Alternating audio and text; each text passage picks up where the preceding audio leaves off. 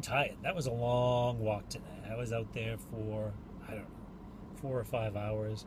Made a nice pot of coffee. I had a little energy bar that I made, organic at home, homemade. It was really good.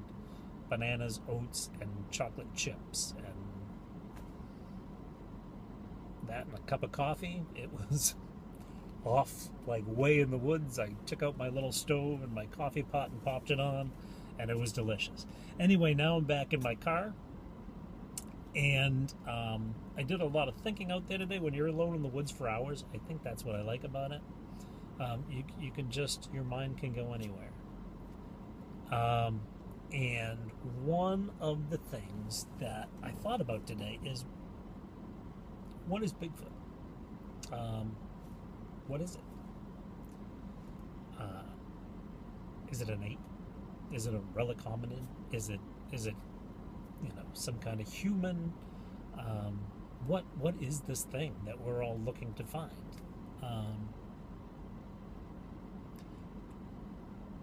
I have some ideas on it. I don't necessarily agree with some other people out there. For one thing, I'm not an aper. I am an aper. No, I'm not an aper. I don't believe it's an ape. But I do believe that it is a physical being. Even though I have confessed that I have experienced the woo, and I experience the woo regularly. The last video I put out, or one of the more recent videos anyway that I put out, I'm interacting with them with rocks, which were covered with snow today, so I couldn't check on them. I didn't even bother going over there. So there's woo, but I believe it's a physical creature that happens to have some woo. People talk about an ape, and recent people talking about that. I just watched Kerry from Bigfoot Odyssey, and his Bigfoot sighting, which was pretty shocking. I'm glad it didn't happen to me, or I wouldn't be out hiking in the woods right now. But he described it, and from the description that he gave on that, I thought, oh, he thinks it's a gorilla-like creature. And he's got, in one of his videos, maybe multiple, but I've seen it once, like a mask that he had an artist do of what he saw. And what he saw, although he describes like an ape, or described, I thought he was describing an ape by watching his sighting, which is episode 5 of Bigfoot Odyssey, I believe. It's a long one, but worth it. But I thought he was describing an ape. When I see the mask, it's very much like what I saw up here in New Hampshire. The skin on the mask, but I don't think it's finished yet. I think he said the guy was going to, paint it and do more to it. That was just a temporary state of that artwork. But it very much looked like what I saw. The nose was a little pointier. I mean, these are semantics. If you look at my brother, his nose is pointier than mine. A lot bigger, too. He's not nearly as good looking either. But let's not get into that. So I think it's a human. I don't think it's an ape. I don't think it's human the way we're human. I think that we are of maybe the same genus, but separate species. This right now would be the first time in human history, the last 10 or 11,000 years, whenever the Denisovans and the Neanderthal died out. This would be the first time that human beings were the only human species on the planet.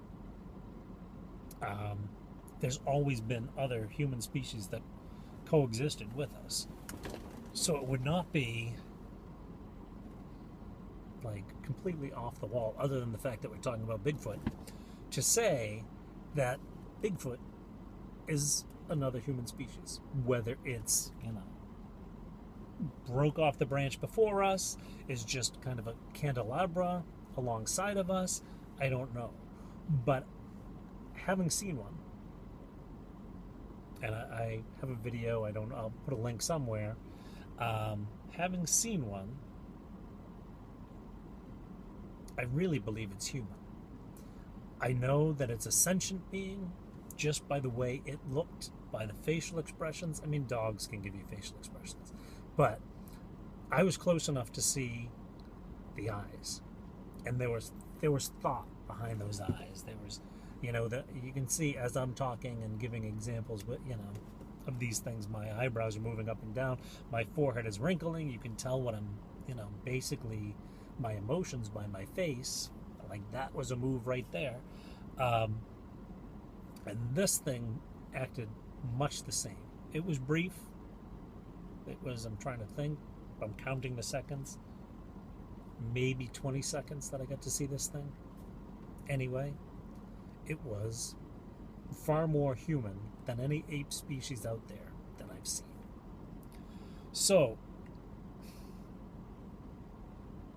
to the people who think, like, what is it, Australopithecus blacki or Australopithecus giganticus, who are going big because it's huge. From what I saw of Bigfoot and what I see of these species, which are artist rendering from, oddly enough, 1 or 2 fossils, which people critique Bigfoot researchers all the time because we don't have anything in the fossil records. Well, we're going on, other species, which, yeah, this existed, science is saying it's true, have 1 or 2 fossils out there. Maybe a couple of teeth, things like that. Not much to go on. So I think a relic hominid, I think we should be looking at, when looking back, I think that we should be looking at humanoid rather than hominid or hominoid species. And I may have that wrong, but you know what I mean. I think we should be looking more on the human end than the ape end. The Smithsonian just came out probably a week or 2 ago with a report about finding in us, and we interbred with the Denisovans and the Neanderthal. But there is another humanoid species genetics that they're finding in our DNA. So it's not just possible, but it's fact that there was another human species around. And I do think that these things are human species. I think that because of the size of them now, people are looking for bigger apes. That's why the Australopithecus giganticus, Australopithecus blacki came in. But I don't think they have to. I'm thinking about the Pleistocene age and like woolly mammoths and saber-toothed tigers and what they called megafauna. These things were not big before the Pleistocene. When the Pleistocene happened, they got big. Food sources multiplied. I don't know if there was a major predator that went away. I don't know what happened exactly, but animals got, from the modern day vernacular, would, I guess, be supersized.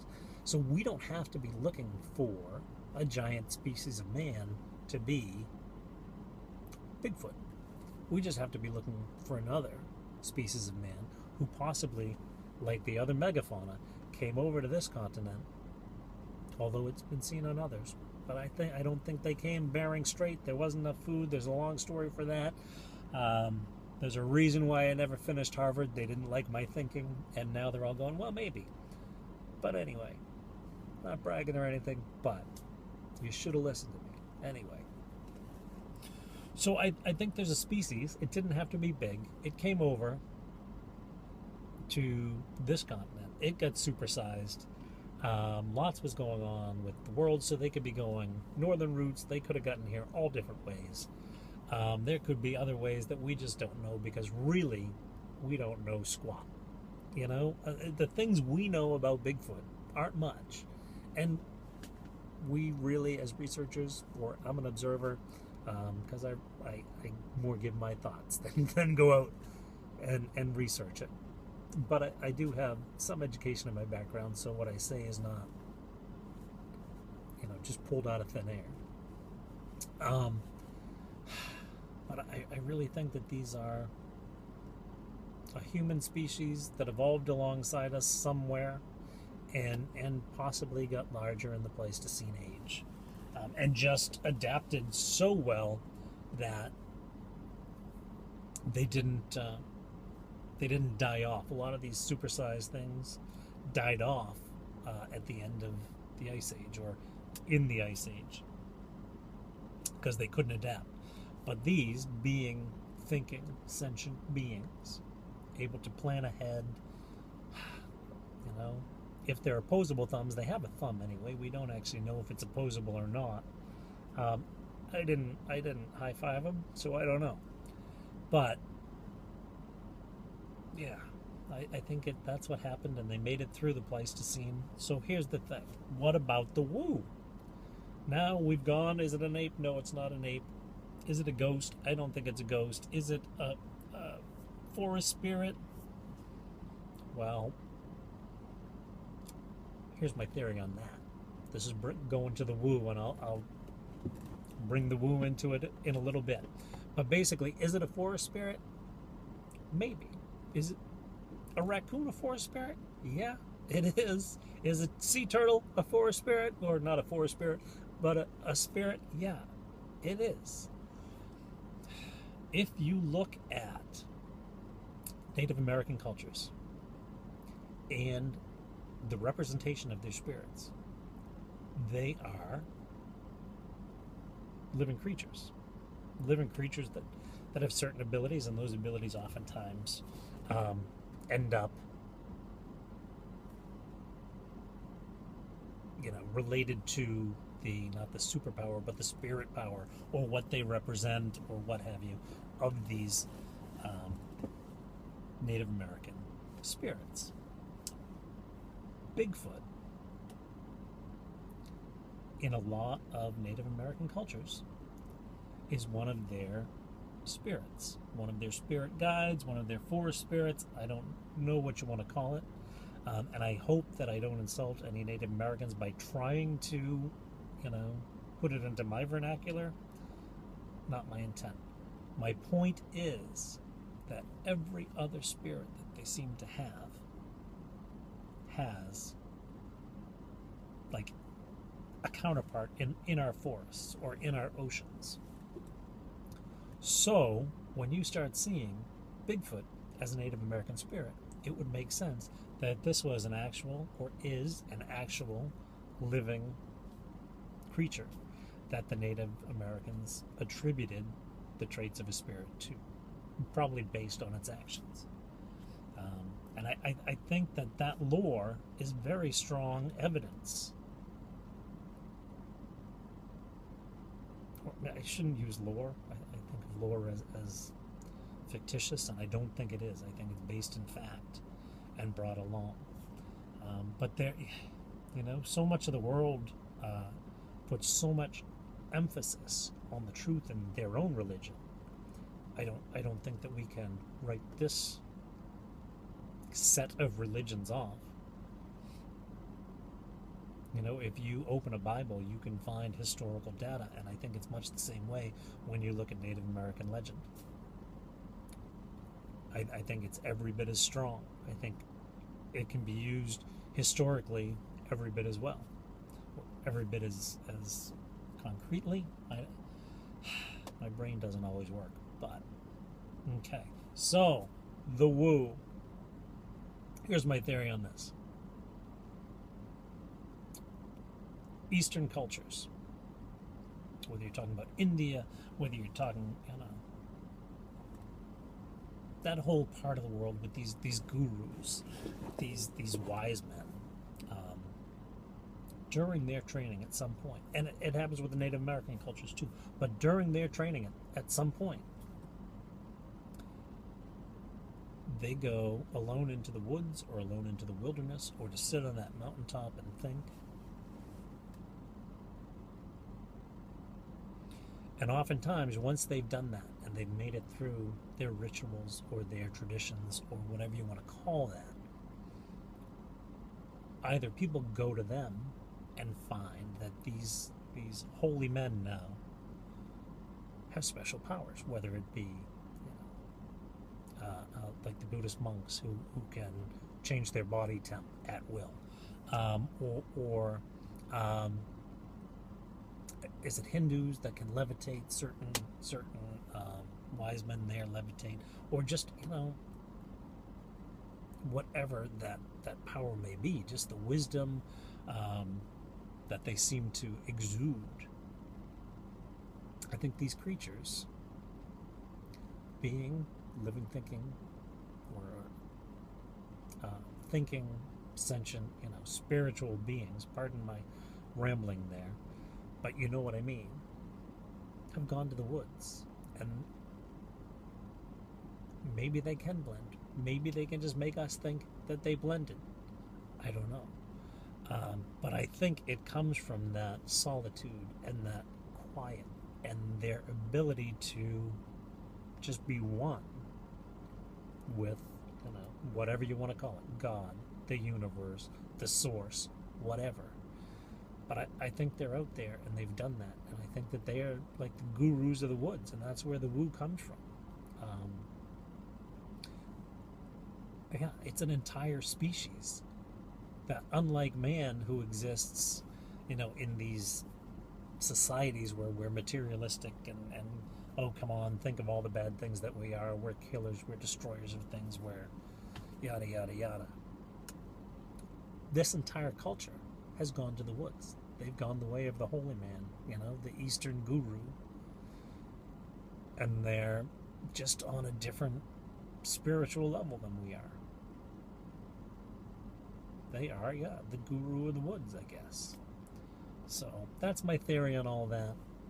What Bigfoot is, it's human of some sort. It's one of our relatives, I think. And you look at genetics, you look at how closely related, like orangutans and chimpanzees. I put a G on the end of orangutan, but you know what I mean. Orangutans, chimpanzees, they're so closely related to us. These things in the woods are even closer. They're human. As far as the woo goes, I really think it's some kind of spirituality that they, as a culture, have, obtained. And there are arguments that the Mayans disappeared because they ascended because of their spiritual practice. So if we can, a large chunk of our population can believe that, why can't we believe that maybe these things are, I don't know why I keep going to the guru of the woods. Maybe that's what I'll call this episode. Anyway, I'm done talking your ear off. I should set an alarm at the end of these things so that if you doze off, the alarm goes off and you can wake up and go watch other things. Maybe I should just set it to repeat if that happens, and then it looks like you watched it a bunch of times. I don't know if I could do that. Anyway, doesn't matter who watches it. I'm glad that some of you do, and I hope you stayed this long. I'm going to shut up now, and I think I'm going to go cook some dinner. All right, have a good one.